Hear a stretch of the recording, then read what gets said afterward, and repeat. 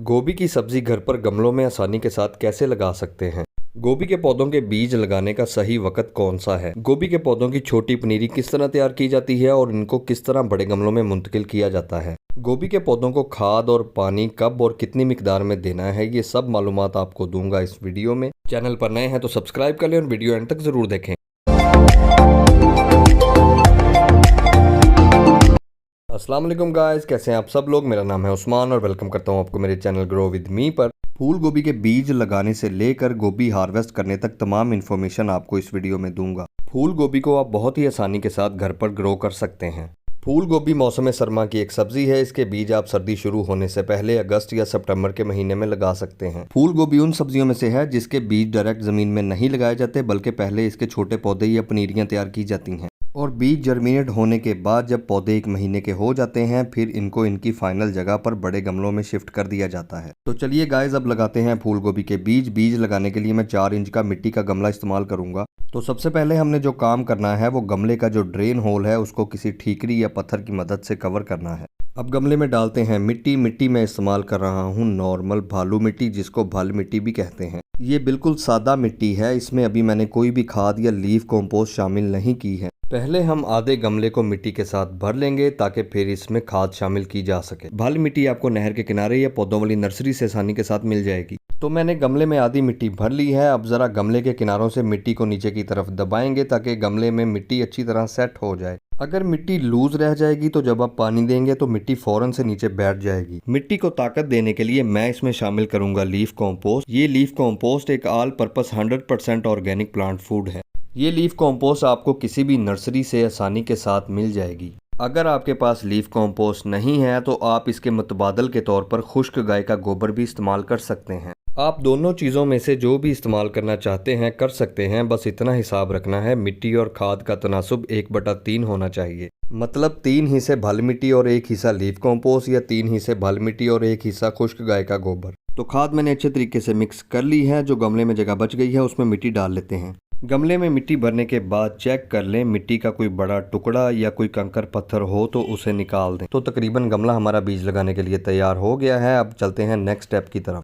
अब गमले में बीज लगाने से पहले मिट्टी को देंगे पानी। पहले पानी इसलिए देना है ताकि मिट्टी नमी में आ जाए और बीज लगाने के बाद ज़्यादा पानी ना देना पड़े। अगर बीज लगाने के बाद बार बार पानी देते रहेंगे तो बीजों का मिट्टी के नीचे ही सड़ने का खदशा बढ़ जाता है। बहुत सारे लोग हर वक्त गमलों में पानी ही डालते रहते हैं। इसी वजह से जो बीज लगाए होते हैं वो मिट्टी के नीचे ही सड़ना शुरू हो जाते हैं और जर्मिनेट नहीं करते। पानी तभी दें जब आपको गमले की ऊपर वाली सतह खुश्क नजर आए। गैर जरूरी पानी देने से गुरेज करें। तो गमले में हमने जो पानी दिया था वो पानी गमले में सेटल हो गया है और आप देख सकते हैं कि मिट्टी भी अच्छे तरीके से नम हो गई है। अब निकालते हैं बीजों को बाहर। सीड स्टोर से जब आपने बीज खरीदने हैं तो आपने इन बातों का ख्याल रखना है। नंबर 1, जब भी बीज खरीदें अच्छी और मयारी कंपनी के बीज खरीदें। नंबर 2, किचन गार्डनिंग के लिए आपने हमेशा फ्रेश बीज खरीदने हैं। नंबर 3, पुराने और एक्सपायर बीज मत खरीदें। मेरे पास इस वक्त जो बीज हैं आप देख सकते हैं कि पैकेट पर उनकी एक्सपायरी 2024 तक है। अगर आप पुराने बीज लगाएंगे तो आपको मतलूबा जर्मिनेशन रेट नहीं मिलेगा।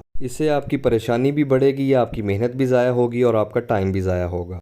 अब जो बीज हमने निकाले हैं इनको गमले की ऊपर वाली सतह पर स्प्रिंकल करना शुरू कर देंगे। इस मिट्टी के 4 इंच के गमले में क्योंकि हम गोभी के पौधों की पनीरी तैयार करेंगे तो मैं इसमें बीज ज़रा ज़्यादा ही लगाऊंगा। जब बीज जर्मिनेट हो जाएंगे और पौधे बन जाएंगे तो जितने पौधे हमें चाहिए होंगे उन पौधों को फिर हम बड़े गमलों में शिफ्ट कर देंगे। तो बीज हमारे लग गए हैं। अगर कोई बीज एक दूसरे के ऊपर आ गया हो तो उसको अपनी फिंगर की मदद से अलग कर दें। तो बीजों को स्प्रिंकल करने के बाद अब हम इसको कवर करेंगे किसी लाइट मटेरियल के साथ। लाइट मटेरियल के साथ कवर करने का मकसद ये है कि फूल गोभी के बीज काफ़ी छोटे होते हैं, इसलिए इन पर वजन कम से कम डालना है। तो इन बीजों को कवर करने के लिए मैं इस्तेमाल करूंगा पीट मोस।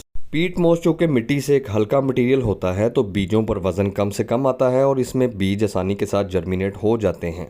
अगर आपके पास पीट मोस नहीं है तो आप मिट्टी को छान कर बिल्कुल साफ करके भी बीजों को कवर कर सकते हैं। इस तरह बीजों को कवर करने के बाद गमले की सतह को एक जैसा इवन कर दें। तो गाइस, गमले और मिट्टी की तैयारी भी हो गई और बीज भी हमारे लग गए हैं। जो पीट मोस हमने ऊपर बिछाई है इसको नम रखने के लिए देंगे थोड़ा सा पानी। पानी देने के बाद आपने गमले को सायादार जगह पर रख देना है।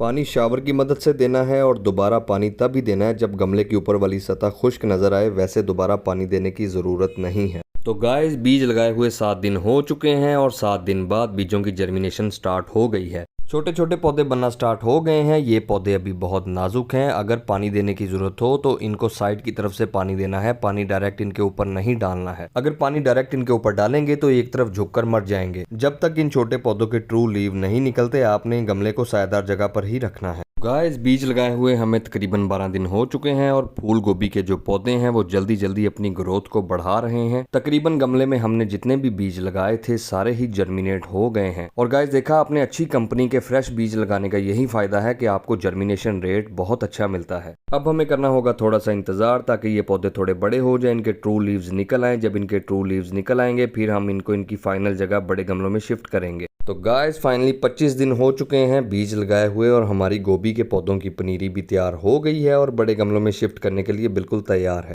पनीरी को निकालकर आपने जिस जगह पर लगाना है इस गमले को आप पहले ही तैयार कर लें, मतलब कि उस गमले में आप मिट्टी तैयार करके पहले ही भर लें। इस तरह जब आप पनीरी को निकालेंगे तो फौरन ही वो दूसरे गमले में लग जाएगी।